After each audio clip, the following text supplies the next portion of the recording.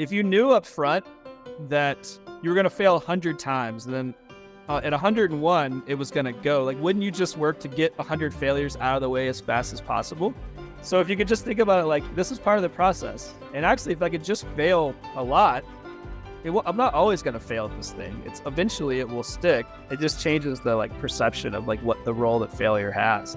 Welcome to What I Meant to Say. I'm your host, Wendy Jones, and I'm here today with Taylor Thomas, former endurance athlete turned coach and entrepreneur that has taken what he's learned from endurance sports and turned it into leadership coaching and all kinds of cool intersections that I'm really interested in. So thank you for joining me.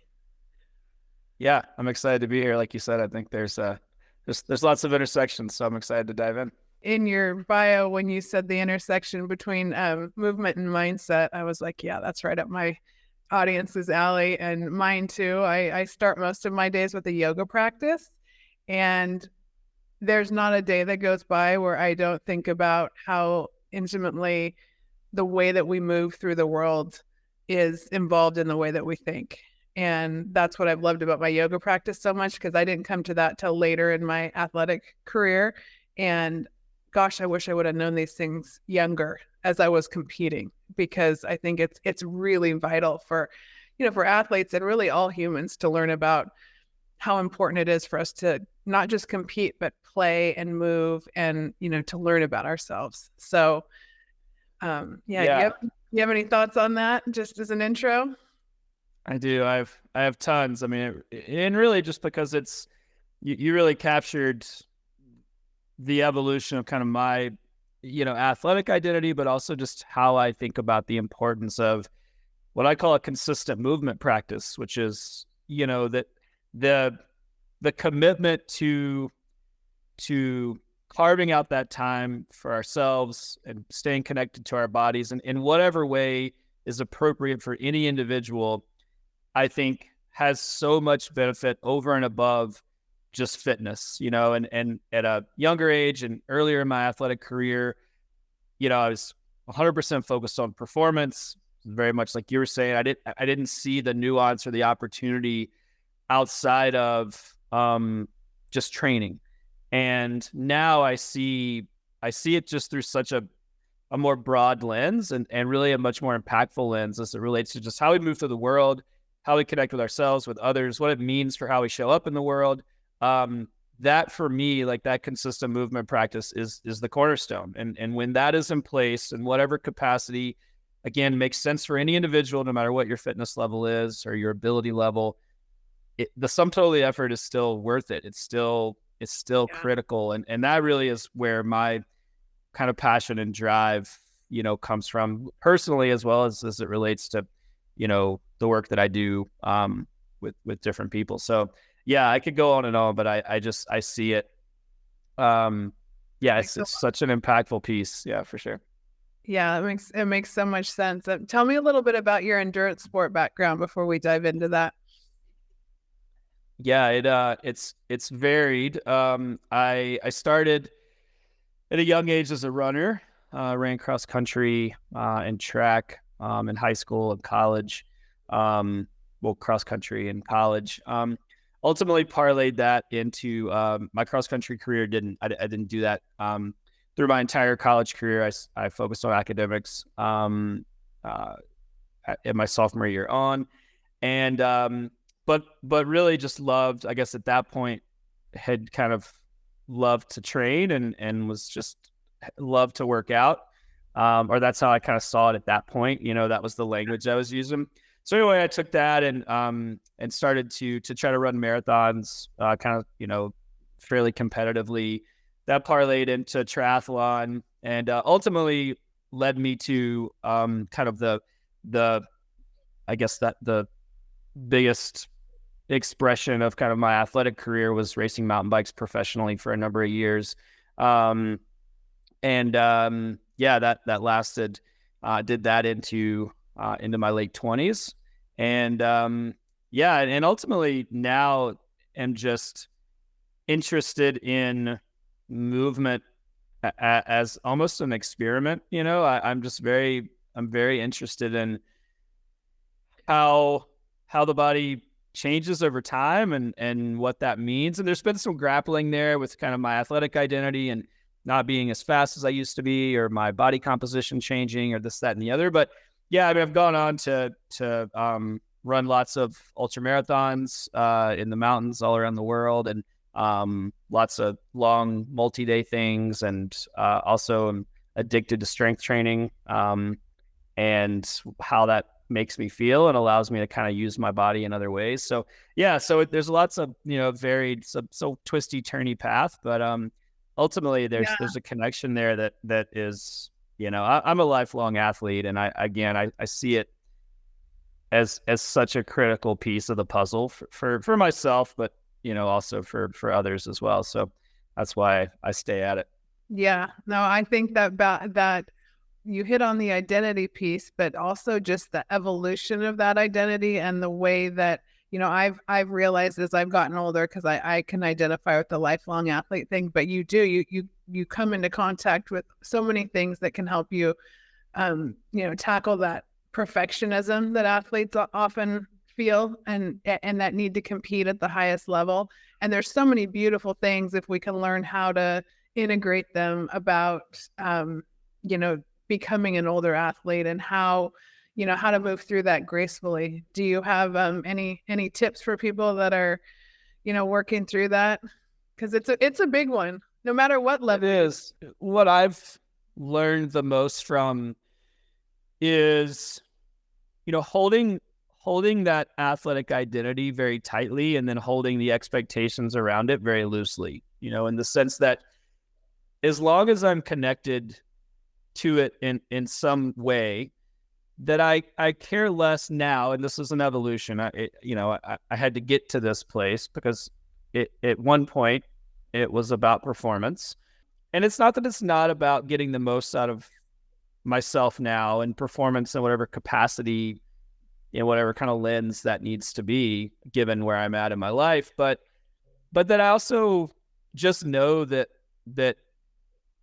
staying connected to it is valuable as a standalone piece, and that if I have a day where all I can do is walk with my dog, that really holds just as much value to me. And I feel just as good about that as I do about any, hard workout or PR or more kind of classic, workout training type metric. And so I try to just kind of hold both of those things in concert. That yes, I'm this thing is really, really important to me, and it's part of who I am in terms of having an athletic identity and that being a cornerstone of my life, but also that how that gets executed and what that looks like on any given day can vary, and some of that too is just a more intimate connection with listening to my body and knowing that there's a lot at play, whether it's just old injuries, whether it's a really dynamic schedule, and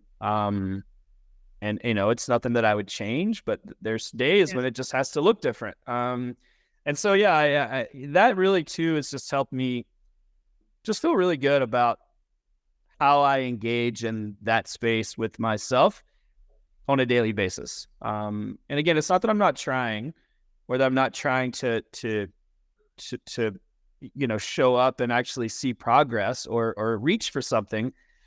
But en route to that, I'm happy with whatever that looks like, on a daily basis. And that really has been a great place to land. I wasn't always like that. I mean, I've, like many athletes and probably some of your listeners, put a great deal of pressure on myself for years to execute every day at a very high level. To performance was it. It had to be faster. It had to be stronger, further, whatever.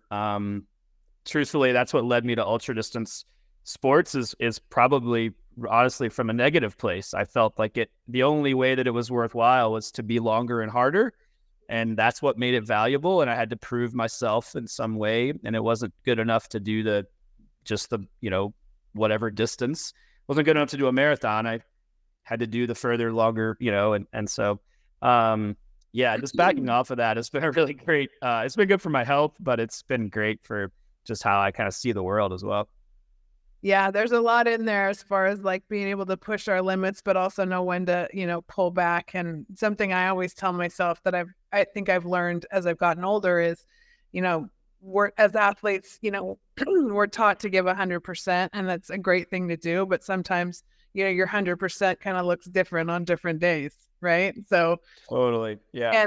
and that concept of integrating, rest and play into a competitive environment and realizing that that can really benefit, your competitive nature and your level at different times. Because I think in my generation, we didn't recognize the rest and recovery component the way that we do today, which I think is awesome. I mean, how far we've come on that. It's hard. They always say, you can't coach what you're not practicing. And I'm interested to see like how you've taken all these things that you've learned and how you've transitioned that into business and coaching. Yeah. I mean, again, it really informs certainly in some way, every aspect of what I do, on the kind of leadership, entrepreneurial side of things, as well as, the coaching and kind of the endurance sports space. First and foremost, again, I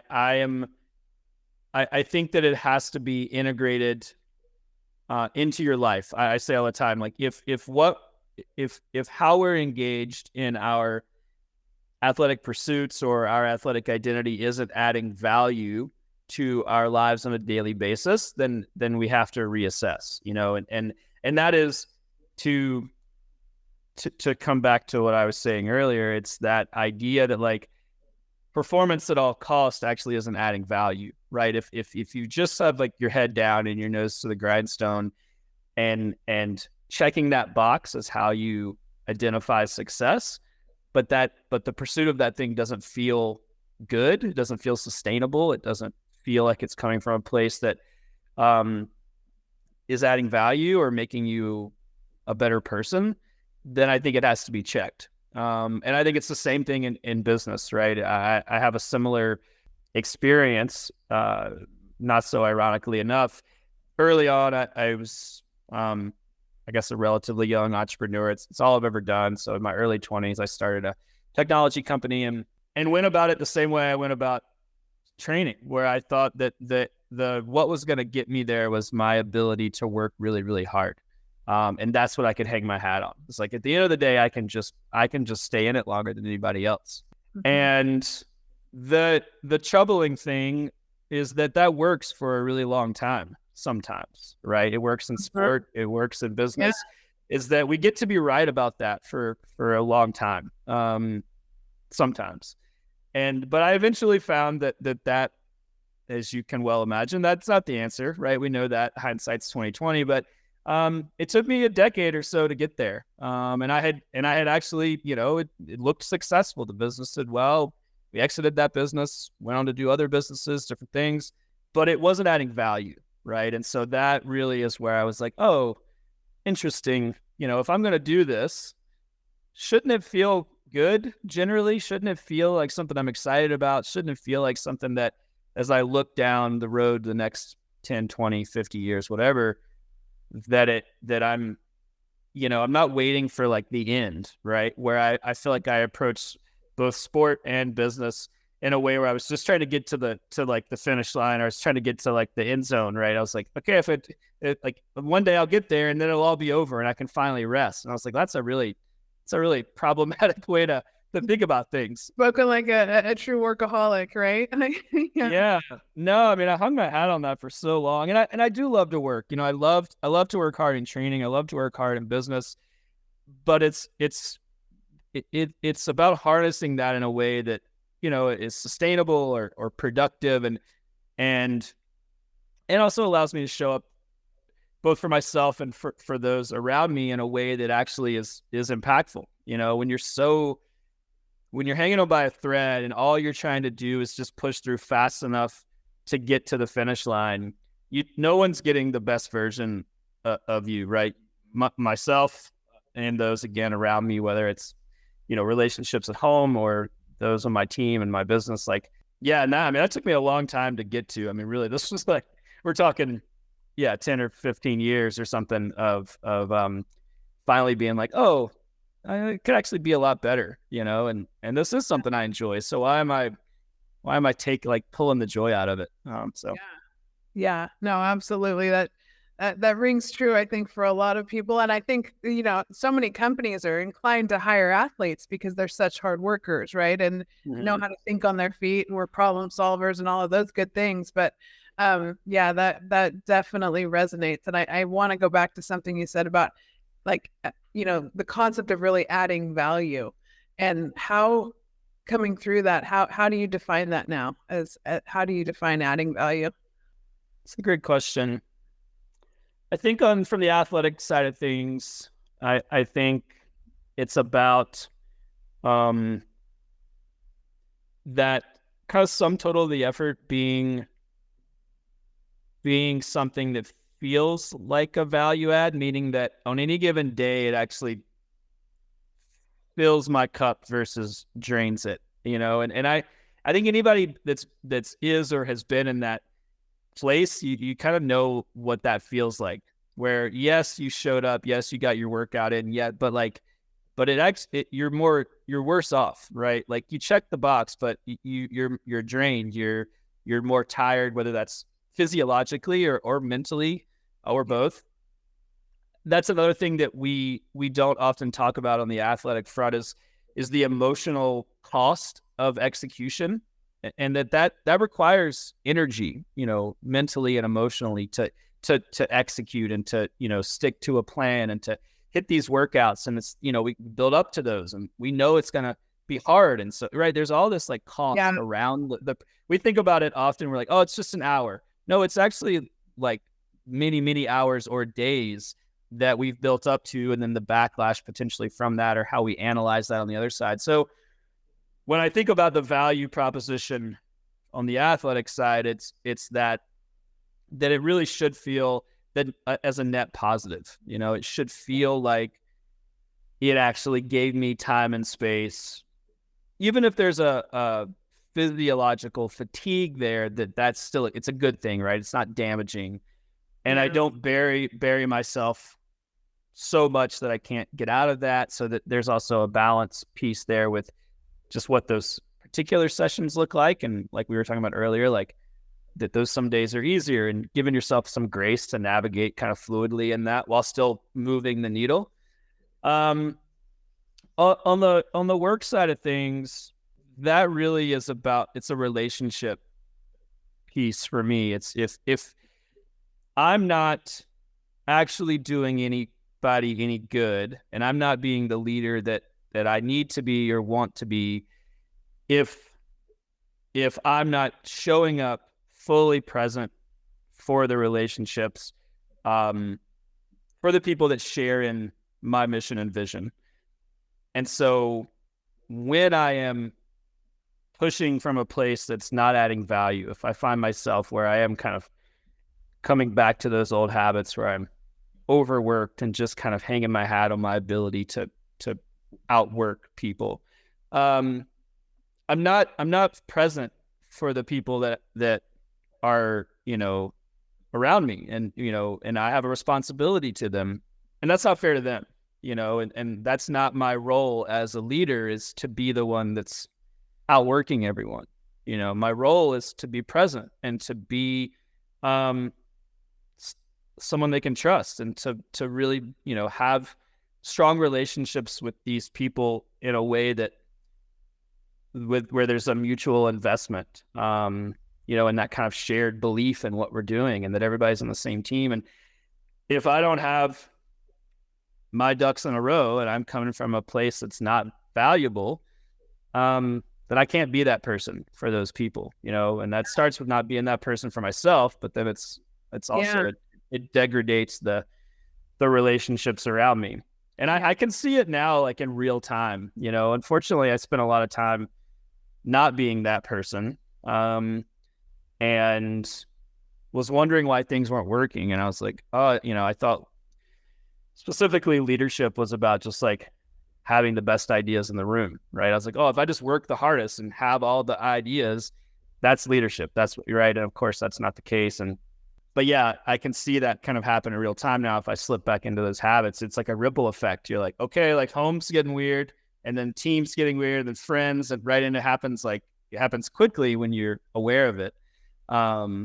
Which is a good, it's good to be aware of that, and I can kind of right the ship and get back on course. And yeah, that self-awareness piece is huge, and it's a hard one to grasp. Although, as we mature, I believe that is the evolution of life, right? I mean, there's no perfect human existence, but if we're willing to look at the areas, as we come through them, if we're willing to look at the patterns, that can change a lot. And I'm always fascinated, going back to the movement and the self-awareness, how I don't think people realize how integrated the way we physically move through the world is with the way we're able to, see our patterns, and even the way we relate to other people and build teams and families. And, it fascinates me. And like I said, for me, it always goes back to my yoga practice, but I'm wondering, what you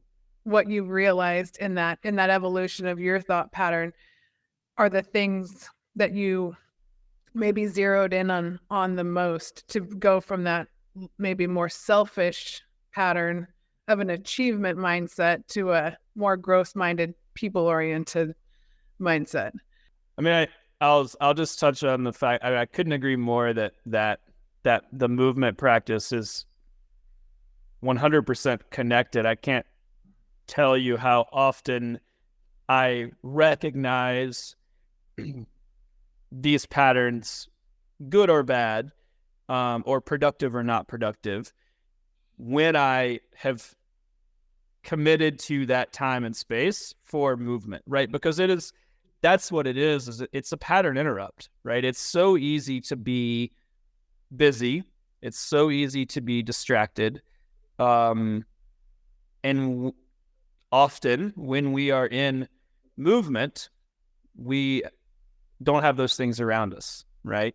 And certainly with things like yoga, but I mean, whatever you're doing, like, I mean, I literally I'm like, oh, I kind of see, like, because you don't get the opportunity for space, yeah, often until you have that time. And so I think, just to reiterate that, I think that is a big part of my process. Is that's one of the reasons that I commit to and hold so tightly that space, and really fight for it, is because it really has to be there, because it's so often, like so many people, the only time that you're able to get that pattern interrupt. Otherwise, there's a million things coming at you. And so, yeah, and I think how I've gotten to that place of kind of growth mindset, I think it's still, I mean, it comes back to the relationship piece for me. What I mean by that is, what I really recognized is that I'm the best version of myself when I just focus on pouring into others. And that doesn't mean that I am detracting from myself, but that I'm again pouring from an empty cup. But that and I think you nailed it, like when I am being selfish and thinking that it's my responsibility, and that gets into, there's some ego there for sure. Like, I'm going to work the hardest. I'm going to have the best ideas. I'm going to, right. When and my like mantra, one of my mantras that I kind of, as it relates to work, is that if I'm the smartest person in the room, I haven't done a good job of surrounding myself with the right people. Like, I truly believe that everyone else should be, not that I don't have responsibility to show up and to steer the ship, but that everyone should be bringing more to the table than I am, right? In the sense that I genuinely want people to have a space and place to like step up and step into their full potential and to see their ideas through. And so that feels to me like growth, when I just focus on, how can I help this person take their goals to fruition, right? Really like see that through in whatever way that makes sense for them. And when I stay focused on that, that feels like my sweet spot, like where I should be. And thankfully, more and more, I spend more and more time there. As I continue that practice, I get pulled less and less into some of those old habits. And of course, again, that ties into to exercise as well. It also means that I, work to make connections through movement as well, right? Like training with other people, like sharing movement, playing, like inviting people to different things versus like, this is my workout, I'm putting my blinders on, I'm doing it alone, I don't need anybody else. So yeah, the relationship piece, and that manifests itself in different ways, but it's really just about like, how can I provide a space and a place for people to just grow? And that feels like growth for me. Yeah, no, that is spoken like a true leader, because I really believe and know that it works when everybody gets to work from their strengths. And I think that's what the best leaders do is recognize strengths in other people that maybe they don't even have in themselves. And, allow their environment to be fortified with people that, we can learn from, that we can let them work from their strengths. And then it makes the whole team better. And I know for a fact that, in entrepreneurship, to me, that's the only way to really survive long term. You have to keep surrounding yourself with, better people, better talent, people that, can, fit puzzle pieces that you don't, put a piece in that you don't have right now. And I think, but, it's easy if we're bound up in our ego to think we have to be the leader is the one out front. And I've been fascinated by some of the podcasts I've listened to lately on, on team leadership and how, how we built teams to be better and create in these environments that really allow people to thrive. So, but it's a huge step in getting out of your ego. So. Yeah. Leading from the back is not, doesn't feel necessarily natural, I think, for me, I don't want to say for anybody, but for most people that I've encountered, that is you have to really work to understand what that looks and feels like for you, and then be like really confident, because it does require a drastic kind of reorganization of your ego, right? That it really is not your job. And it's not your responsibility to be at the front. Your responsibility at a certain point is to make everyone around you better. And that really, might feel like it's at the detriment of what we do as leaders. But again, like when someone else excels like that, I'd rather that happen than me, than it happened to me, right? Like if somebody, whatever they do. But yeah, to your point, that's a hard shift. And it's not classically how we think about leadership. That there's certainly a kind of an older paradigm there where there's still a lot of like dusty definitions of, how we think about leadership. And I think there's a massive opportunity there for folks like yourself that, and me and people that are really trying to do it in a way that's meaningful, but it's a bit of a new path to forge as well. It's not totally clear what that looks like all the time. Yeah. So how are you applying some of these principles that we're talking about to your everyday business right now? So, I mean, I'm very committed and passionate about and ultimately from like a kind of nuts and bolts perspective. I spend most of my time with team building.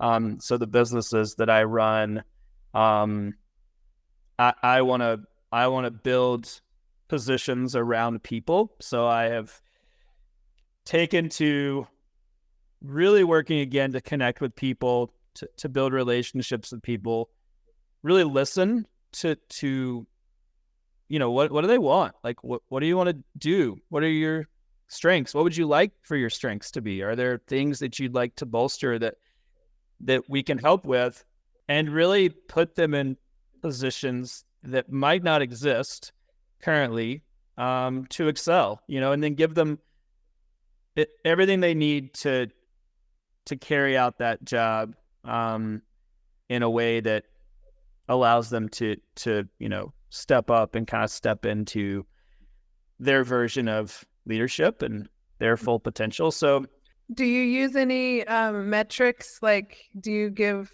any kind of personality tests or anything like that in your practice? Yeah. Or are you kind of intuitive in that process? Yeah, that's a great question. I have worked to include more of that. Certainly at the beginning, and for better or for worse, it was very much just like get to know someone, and really, again, I was just like, I don't know. I've always had this belief that if you really like connect with someone and you're really on the same page, like if you've truly listened, and then as a leader, like if you've communicated your mission and vision effectively, and that person is truly on board with that and sees it, that it can't not work. Now there's some logistics there, and you have to put that person on the right seat on the bus, so to speak, and you have to give them the tools. They can't just, okay, go with it. There's some structure there, but at its core, that it's that shared commitment to the thing that keeps it moving. And that, we need parts of the business structure to support that individual. But I have, we do use the Enneagram. So that's one of and we've been doing that for a good number of years now. And I do like just the opportunity for kind of introspection, both on the other end of the person who took the test. I think it highlights some really great things for all of us to think about, how we interact, how we work in different scenarios. And then we leverage that information just to build conversations and to build opportunities for feedback and support.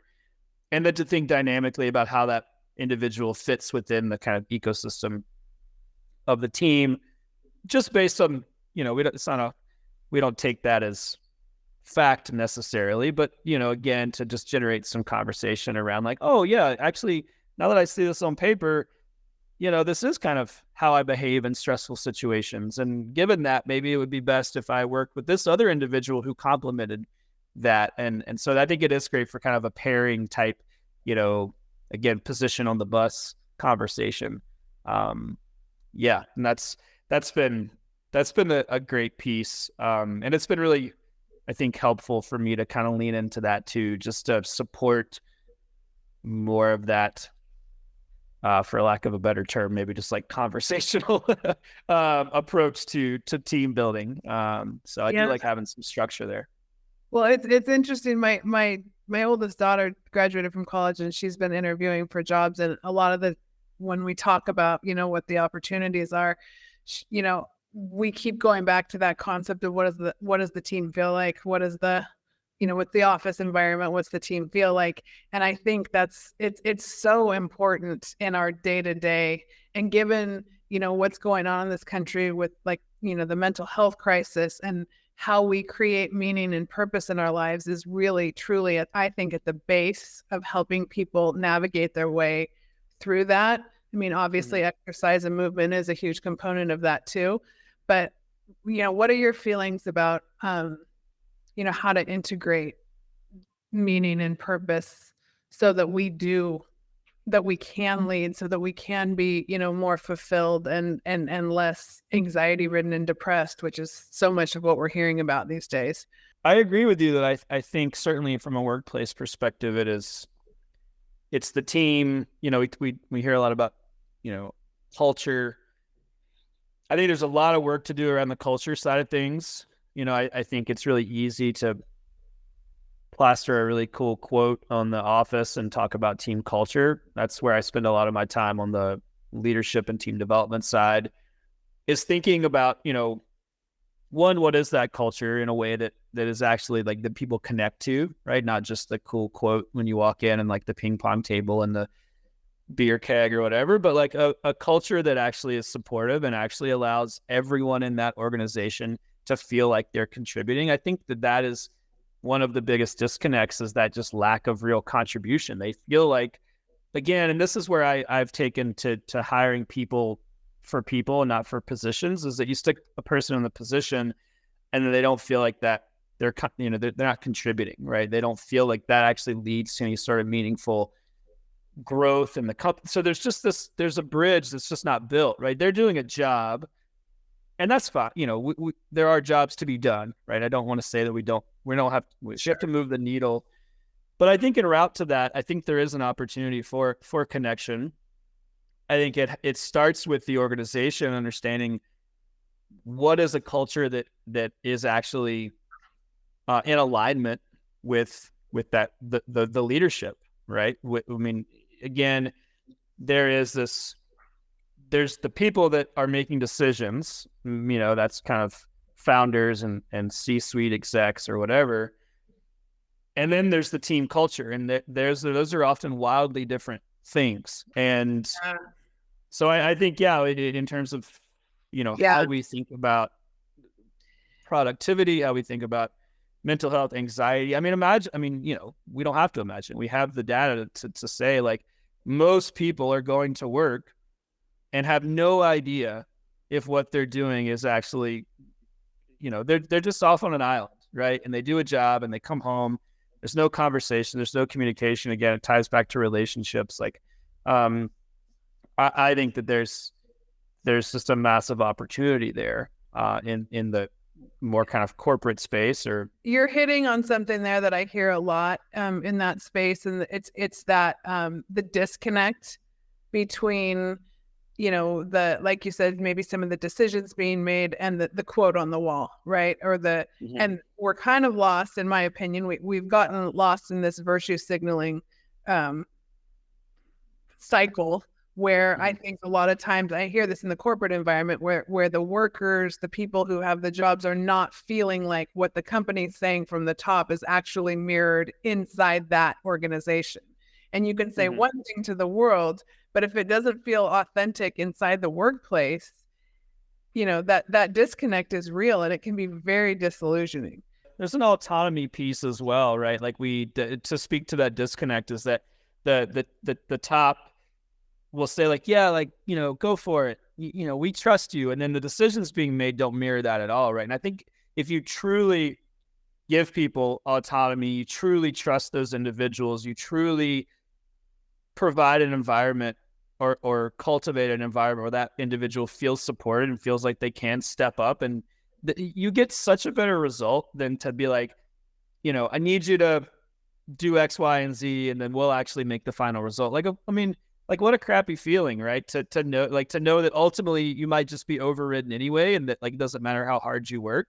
I mean, people are smart, like, people want to work hard. People want to contribute and do meaningful things. And it doesn't mean that, like, even every person has to be working their dream job. Like, there's just an inherent drive, I think, that you want to do good work, and you want to feel good about it and know that work is being leveraged in a way towards a common good. And I just think oftentimes, again, to your point, there's a disconnect there. And I think a large part of that solution is to really trust people and to be like, you have autonomy, and literally take it to the finish line. Like, I want you to do this, and I trust you. And if you need anything, like, I'm here. And otherwise, like, please take it and run with it.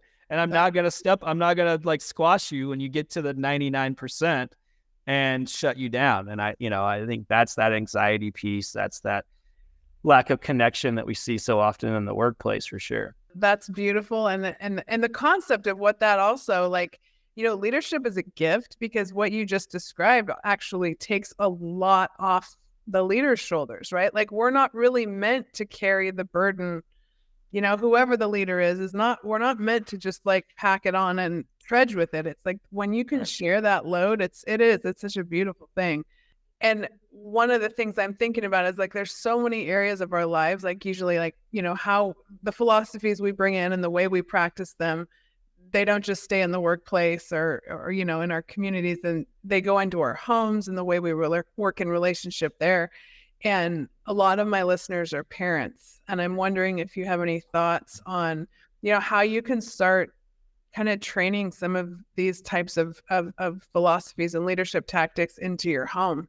By first recognizing that there's a difference between leadership and management. And I think really what we try to do in lots of our relationships is manage, right? We try to provide information and I mean, we might position it in a way where we're trying to be like, oh, what we really want is for that person to do that thing that we just said, right? It's not a conversation. It's not built on actually listening, and it's not built on giving that autonomy. I know like with kids, you know, there's a balance. You can't, you just don't go run nuts.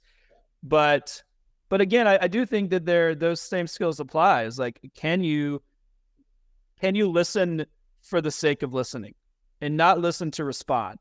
And that's what we do oftentimes, is we're listening in hopes that we can find a place to interject what we want to tell that person, in hopes that they'll do that thing, right? Or take that to heart in some way that affects a change in their behavior. And I think that's management. Specifically, that's micromanaging.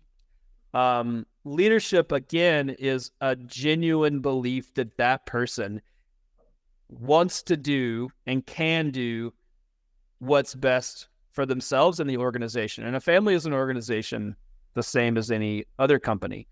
And I think, you know, parents are leaders, obviously. And so I think when I work with families, and we, you know, these conversations, I mean, you nailed it. Like, none of this happens in a vacuum. Like, the conversations I have with executives or founders or companies, I'm very clear to be like, this is also why you're having problems with your spouse, right? Like, this is, your behavior is reflected in all relationships. If it's a relationship with your marketing department, or a relationship with a partner or a child or a mom or a dad or whatever. And so, yeah, I think that there's, you know, working to really be a leader, and to really listen, to really trust people, and then to also be a supportive voice when they don't make a decision that's in alignment with what's best for the organization, because people make mistakes. That's okay, right? Failure is the only way we get better, right? Success has never followed success. Success has only followed failure.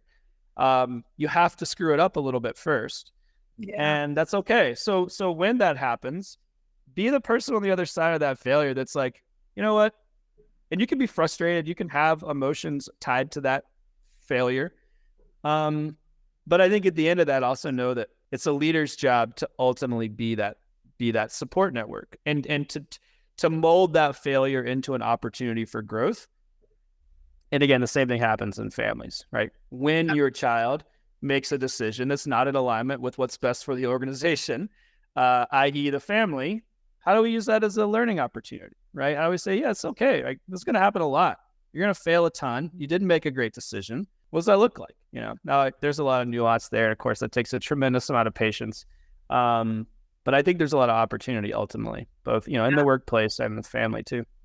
I've learned so much of this. I have 4 kids, and that my youngest just took his first after school job and was super nervous about it. Right. And it's funny, something you notice in birth order is, you know, the youngest one thinks that the oldest ones always knew how to do everything. Mm-hmm. And you're like, no, you don't remember. They weren't always good at this, that, or the other thing. So you got to start. And it took that reassurance of like, oh no, so-and-so knows that, you know, you're probably going to make a mistake. Like, that's part of doing a new job. But it's something that as parents, I think it's, you know, it's hard to let our kids fail. It's hard to, you know, open them up to that challenge. But it's so fundamental for growth of any human, no matter what age you are. Yeah, I think that acceptance of failure is really important. Like, you know, on the athletic side and the workplace side, is like just knowing that and accepting that at the start of saying it really is okay when failure happens, right? So many people, if you look at like things from an athletic perspective, we play too safe because we're afraid of failure. But, you know, just on the other side of that is growth. And so I think knowing that that's part of the process, expectation alignment, you know, and I talk a lot about expectation mapping, which is just this kind of like projection of what's it going to feel like when I fail. And if you can get ahead of that, right? So much of the disruption is that we just don't understand how that's going to feel when it happens. And so we Mhm. get spun out. And it's the same thing in leadership where you could put someone in a position and just talk about it up front. Like, hey, I'd like for you to try that. And it's probably not going to work, but we're just going to understand what to learn on the other side of it, right? Like, doesn't mean your time's wasted. Doesn't mean that I think you're not intelligent or that you're not capable. It's just that we're going to have to fail. And that's okay, right? That we're actually going to lean into that. We're going to look for those opportunities.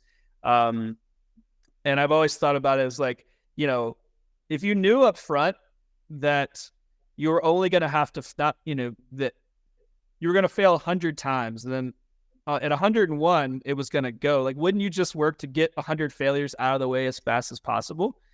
So if you could just think about it like this is part of the process. And actually, if I could just fail a lot, I'm not always going to fail at this thing. It's eventually it will stick. It just changes the like perception of like what the role that failure has. And it's like, oh, it's okay. Get it out of the way. Tomorrow actually could be 101. And that would be great, right? And you can move on. And yeah, you'll fail again at something else, but it's just this kind of rapid fire, it doesn't hold so much weight.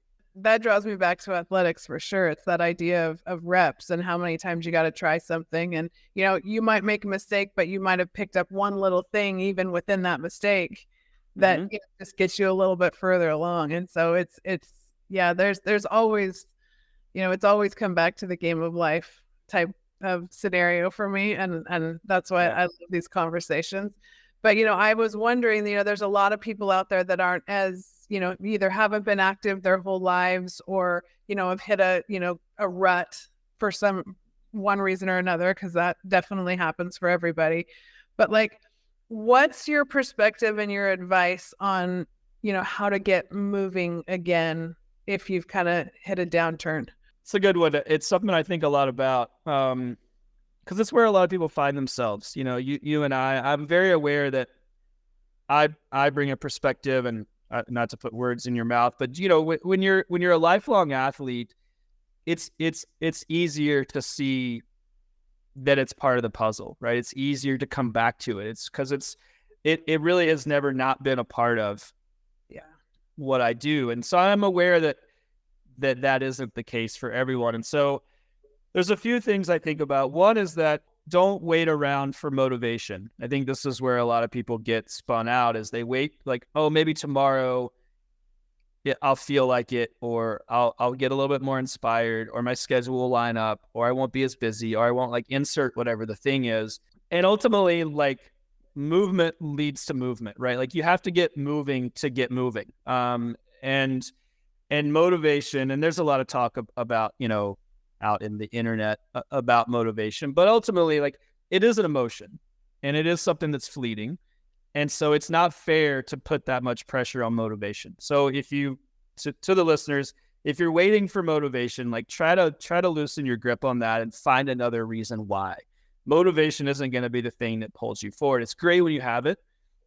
It also doesn't need to be the thing in place to keep you moving. The other thing is that to maybe realign or just to think about expectations. I think one of the things that stops a lot of people is that we imagine what it's supposed to look and feel like. So we say, okay, I'm in a rut.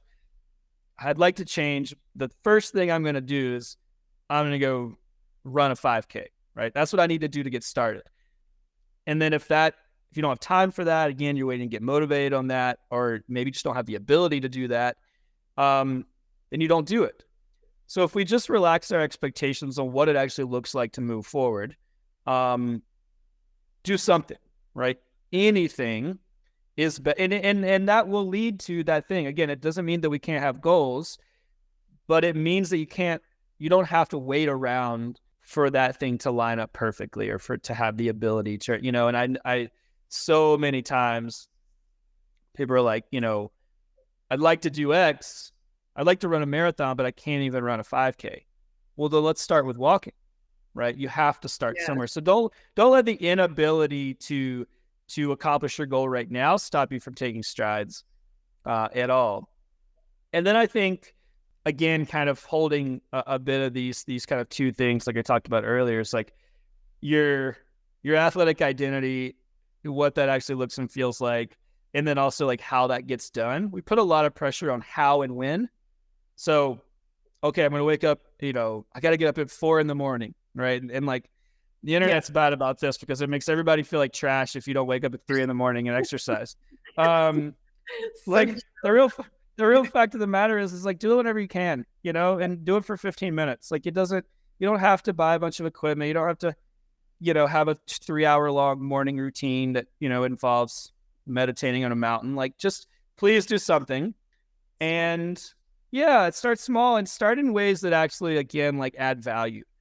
If you don't like to run, don't run, right? Don't start with running. Now, again, if you want to run a marathon, I'm using this as an example, but like you can move in that direction. Do something else, right? Do yoga, you can get there. So don't put too much pressure on like how or what it is, and then when it's done, right? So we're like, oh, I can't wake up at 4 a.m, so I guess I'll never exercise. Do it at a lunch break. Do it beside your desk. Do it for 15 minutes. Do 10. I've literally worked with clients before. I'm like, do 10 push-ups a day beside your desk, right? And then see what tomorrow brings. Can you do 10 again? 10 leads to 20, right? It just is about doing something that you feel is meaningful whenever you can do it, as consistently as you can possibly do it. If you miss a day, try tomorrow. That's fine. If you miss 2 days, if you go on vacation, if you get, just come back to it, right? It's always there. The sum total of the effort is what matters, right? It doesn't matter what I'm doing or you're doing or your neighbor's doing. So true. And that concept of like, the more you do it, I mean, I know now for myself and my athletics, like habits have changed, with injuries and aging and all of that kind of stuff. But I know once you're in that pattern, how the movement loosens up your mind, right? So if my mind starts to slip, like my knee jerk is to go for a walk, right? Mm-hmm. And that concept that it will become more of a pattern, more of a habit, but you don't have to hold yourself to the big stuff. I love that because if you take on too much, it just overwhelms you and you end up doing nothing. And I think that's the worst, it's the first step is the first step, right? It's as simple as, and I'm not diminishing the effort required to get moving. It is hard to break that pattern, but the first step is to do the first thing, the thing right in front of you. So if you're not where you want to be in a month, it's do what you can do today, right? Again, it's a walk. It's a few reps of something. It's, air squats. It's right. I mean, and then like you said, doesn't take long before that becomes habitual. And you're like, you know what? Like, I am going to do this, or when I have 10 extra minutes, this is how I use it versus, scrolling on the internet or whatever. Such different brain chemistry, man. If the more people know about what your brain's doing, movement versus scrolling, like things could not be, more further apart. So I had that happen yesterday. I was like feeling really tired. It was like a slump in the afternoon. I was like, oh geez, I'm really struggling to like get moving or like get focused on the task at hand. And I like picked up my phone and I started to go down that path, and I was like, I'm going to like in pretty short order, like a minute, hold by. I was like, I'm going to go for a walk. Like I got, and like I came back, I actually got like great idea, like solved kind of what I was stumped with. I was trying to force it. It was a classic, like going back to my kind of, my personal, struggles. It's just like, if I just sit here long enough and I can outwork it, right? I can like, and there's so much power in just that movement, that pattern interrupt. And lo and behold, I mean, literally many times a week, like that's all it needed, right? Like just take a walk or stretch or get up from, do something else. And like literally, like I just walk around my office, right? My wife makes fun of me. She's like, you walk like 5 miles a day, just like around your office. I'm like, like you got to think, right? That's what it takes to get the juices flowing. Yeah, I love that. Well, there's one question that I ask all of my guests that come on my podcast, and it's what's a piece of advice that you would give to your younger self? I mean, for me personally, and I've touched on this for sure, but it's that, your self-worth and your identity isn't wrapped up in your ability to work hard. It's not about the hours you put in. It's about the value of those hours. And ultimately it's about the connections you make with people and how you support people. And I think how I define success now is just radically different than how I define success, you know, when I was in my 20s. And I thought that the answer was to just work harder than everybody else in the room. And yeah, I just think, and it's part of the journey, and I wouldn't trade it. But man, how great would it have been if I could have known that then, or come at that more quickly than what it took, which was, again, more than a decade of just really being kind of lost in what that was supposed to look and feel like, or how that could be really a valuable part of my life. So yeah, and I think, again, if for your listeners in the career space or the athlete, it's in intensity, like in small doses. It's intensity isn't what equates to productive or successful.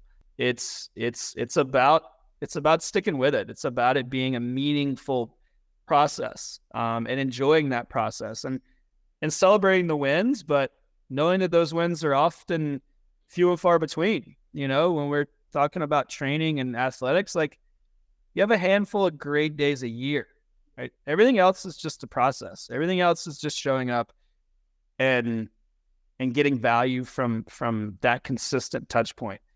It's the same thing with work, right? When you're building things, when you're working for it, no matter what capacity you're in, it just takes a long time, and the wins are great, but you have to be in it. You have to be connected to that process. It can't be a mad rush to the finish. It can't be, oh, if I just get here, then I'll be happy. Or if I could just do X, Y, and Z, or if I could just make more money, or if I could just, that goalpost is always moving, right? You get there and you're like, oh, imagine that. It's actually not, there's another goalpost, and there's another, right? And that's a brutal game to play. Yeah, it definitely pulls you out of the present and that, enjoying that journey that we're on. And I think that, that concept of being really intentional about what we're trying to accomplish.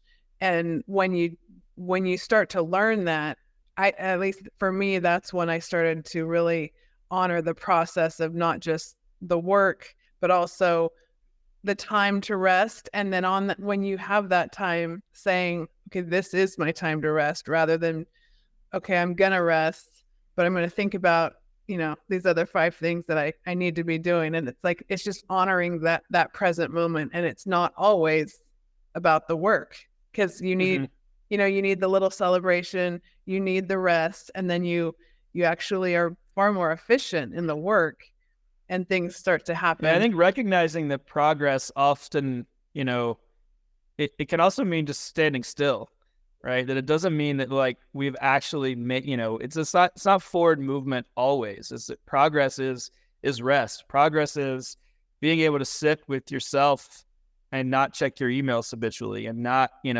it's any number of things. But the progress might very well mean that we're not doing anything. And that's good too, right? That actually allows us to come back and make those forward movements that we need to. We just get so hung up on, like, every day it's, has to be better than the last. And I'm like, no, some days you go backwards, right? That's fine, right? Like, like you said, 100% looks wildly different on any given day.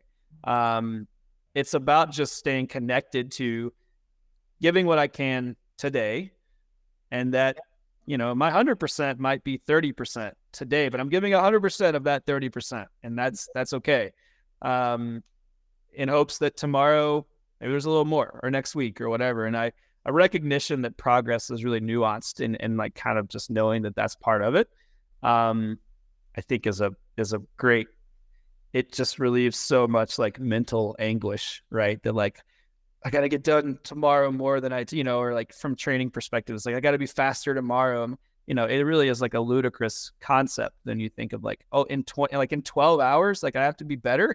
Like, no, like, of course not. Things take time. They're compounding. But I mean, I'm certainly guilty of that too. Like, I'm only saying that because I catch myself all the time.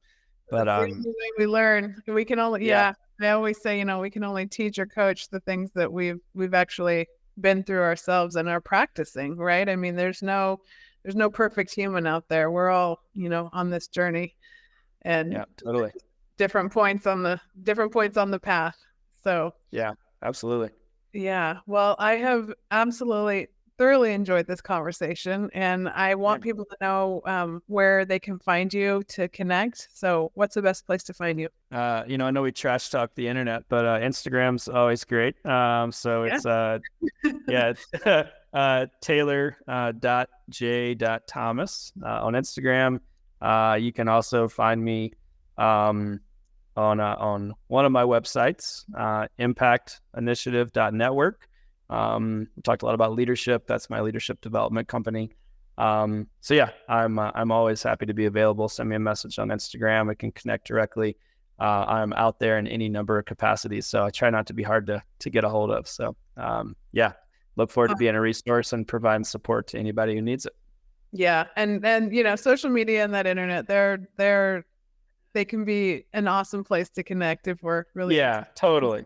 about it. There's an intentionality, right? Yeah, it just again, it has to add value. And yeah, it's a beautiful thing, and provides amazing connections and an outlet. As long as it's adding value and not detracting. Absolutely. Well, thank you so much for your time today. And I'm Wendy Jones. Thanks for joining us on What I Meant to Say. And I'm here just to remind you to be real, be you, and be better. Thank you for joining us on What I Meant to Say, another production of Inspired Edutainment brought to you by Be Better Media.